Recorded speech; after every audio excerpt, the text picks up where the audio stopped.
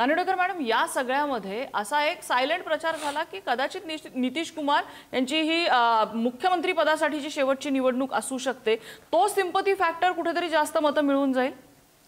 अर्थातच असं वाटतंय. मगाशी मला असं वाटतं भाजपचे प्रवक्ते आंबेकर सांगत होते की नितीश कुमारांनी शाळेत सायकल दिलेल्या मुली आता मतदानासाठी पात्र झालेल्या आहेत.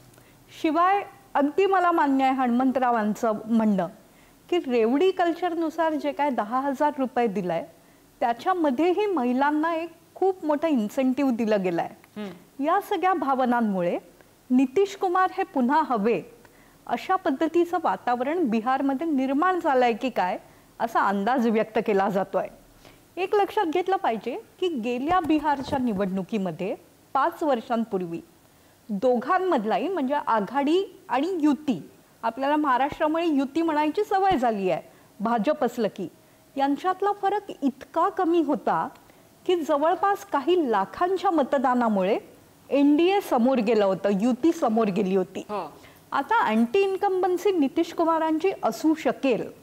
ज्याप्रमाणे नितीश कुमार यांना सुशासन बाबू म्हणतायत, त्यांच्या काळात बरंच काही झाल्याचं दावे केले जात आहेत, त्याचप्रमाणे जी तरुण मुलं असतात त्यांना एक साधारणतः अँटी इन्कम्बन्सीचा फॅक्टर मनात असतो. अशा पद्धतीचे मतदार बिहारमध्ये जे आहेत 18 ते 35 या वयोगटातले, ते तेजस्वी यादव यांच्याकडे वळत असल्याचा अंदाज ॲक्सिस माय इंडियाचे प्रदीप गुप्ता यांनी काल व्यक्त केला आहे. एक्झिट पोल बद्दलचं त्यांचं हे भाकीत समोर आल्यानंतर बिहारची जी निवडणूक पूर्णपणे एनडीएच्या बाजूनी वाटत होती ती तशी नाही, काहीतरी वेगळं होऊ शकतं असे अंदाज सुरू झालेले आहेत. आता अंदाज आणि निकाल याच्यामध्ये इतका कमी फरक राहिलेला आहे, म्हणजे काही तासांचा काही मिनिटांचा विषय राहिलेला आहे. पण ही कुठेतरी नितीश कुमार विरुद्ध तेजस्वी यादव अशी लढाई झाली आहे. या लढाईमध्ये झालेलं काय आहे की नितीश कुमार यांच्यासारखी अनुभवी व्यक्ती आणि तेजस्वी यादव यांच्यासारखा तरुण, तेजस्वी यादव यांचं 5 वर्षांपूर्वी अत्यंत चांगलं एक वातावरण होतं, तेजस्वी यादव यांची ती निवडणूक समजली जात होती, तसं आता चित्र नाही झालेलं.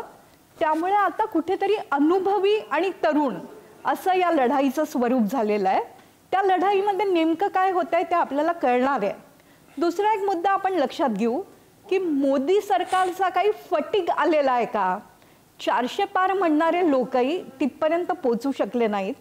त्यानंतरच्या विधानसभा निवडणुका भारतीय जनता पक्षाने उत्तमरित्या जिंकल्या. महाराष्ट्राचं उदाहरण आहे. महाराष्ट्रात जो काय फॉर्म्युला वापरला गेला महिलांना बरोबर घेण्याचा, तोच बिहारमध्ये वापरलेला दिसतो. एक आपण आकडेवारीकडे लक्ष देऊ मतदानाच्या, 9% महिलांनी जास्त मतदान केलंय. बिहार हे पूर्णपणे जातीय समीकरणावर मतदान करणारं राज्य आहे. त्या जातीय पद्धतीच्या मतदानावर महिलांना दिलेले 10,000 रुपये भारी ठरतात का, कुरघोडी करतात का? आणि संपूर्ण देशामध्ये जो काय जातीचा धर्माचा फॅक्टर निवडणुकीत सातत्याने वर येतोय त्याच्यावरती महाराष्ट्राप्रमाणे महिलांचं जे मतदान आहे ते मात करू शकतं का हे पण काही वेळांनी कळणार आहे. दुसरं असं की नितीश कुमार या निवडणुकीमधला अतिशय महत्त्वाचा मुद्दा आहे. ते नंतर काय करतील ते परत काही वेगळं, जसं ते सुशासन बाबू आहेत तसं ते पलटूराम पण आहेत. त्यामुळे ते नेमकं नंतर काय करणार याबद्दलही बरेच अंदाज व्यक्त केले जात आहेत. पण नम्रता, तुम्ही विचारलेला प्रश्न अगदी बरोबर आहे. ही निवडणूक नितीश कुमार जे कधी प्रेस कॉन्फरन्समध्ये आले नाहीत, जे यावेळेला अत्यंत अंदाज व्यक्त करत राहिले स्वतःबद्दल, गूढ होऊन बसले, त्यांच्या भोवती बांधली गेलेली निवडणूक आहे.